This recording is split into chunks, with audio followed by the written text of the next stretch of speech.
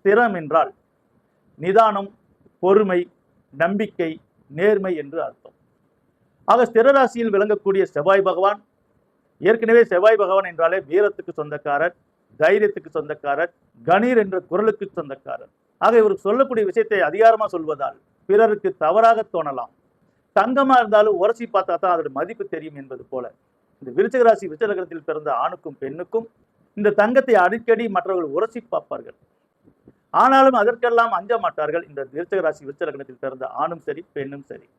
நல்லவன் எனக்கு நானே நல்லவன், சொல்லிலும் செயலிலும் வல்லவன். இந்த பாடல் வரிகள் போலத்தான் இவர்களுடைய வாழ்க்கையும் இருக்கும். நல்லவன், எனக்கு நானே நல்லவன், யாரை பற்றியும் எனக்கு கவலை இல்லை. பார்ப்போர் கண்களுக்கு தான் அது மைனஸாக இருக்கும். ஆனால் இவர்களுக்கு அது மைனஸ் அல்ல, பிளஸிங். ஏனென்றால் இந்த விருச்சிக ராசிக்காரர்களுக்கு எதிர்ப்புகள் கிளம்ப தான் இவர்களுக்கு தைரியம் அதிகம் பிறக்கும். பந்து கீழே போட்டா எப்படி எகிரி மேலே வருதோ அதே போல இவர்களை கீழே தள்ள தள்ள இவர்கள் மேலே எழுந்து கொண்டே இருப்பார்கள். ஆக கடந்த மே மாதம் முதல் இன்று வரை நீங்கள் பட்ட கஷ்டத்துக்கெல்லாம் இந்த அதிசார குரு பயிற்சி அக்டோபர் மாதம் 8ஆம் தேதிக்கு மேலே இடைவெளி விடுகிறது. இந்த 8ஆம் இடத்தில் குரு பகவான் உங்களுக்கு எந்த விதமான ஒரு நன்மையும் செய்யவில்லை.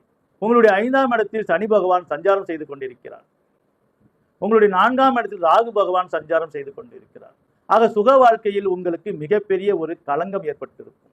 நீங்கள் செய்த தவறாக இருந்தாலும் சரி, செய்யாத தவறாக இருந்தாலும் சரி, வீண் பழிக்கு ஆளாகி இருப்பீர்கள். ஆனால் நான் அப்படி இல்லை, நான் இப்படித்தான் இருக்கிறேன் என்று நீங்க எவ்வளவுதான் கத்தி சொன்னாலும் சரி, உங்க நெஞ்சா குத்திக்கிட்டு உண்மையை சொன்னாலும் சரி, அதை கேட்க யாருக்கும் மனம் இருக்காது.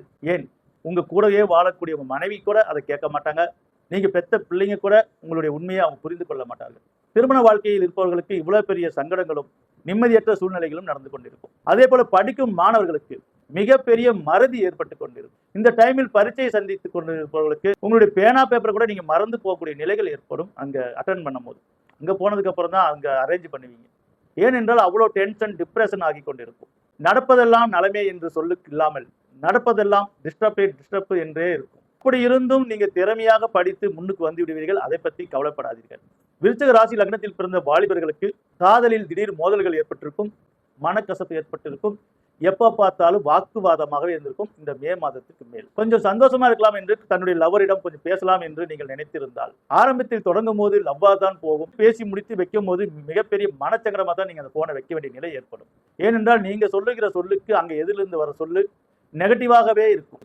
ஆக நீங்க விருச்சிக ராசியோ விருச்சிக லக்னமா இருந்தீங்க அப்படின்னா உங்களுடைய அன்பான காதலராக இருக்கட்டும், அன்பான நண்பர்களாக இருக்கட்டும், அன்பான உறவுகாரர்களாக இருக்கட்டும், அனைவருமே ஆரம்பத்தில் பேசும்போது சுமூகமா பேசுவார்கள். பேசி முடிக்கும் போது ஒரு இக்கு வைத்து விடுவார்கள். அதுதான் மனச்சங்கடத்தை உண்டாக்கும்.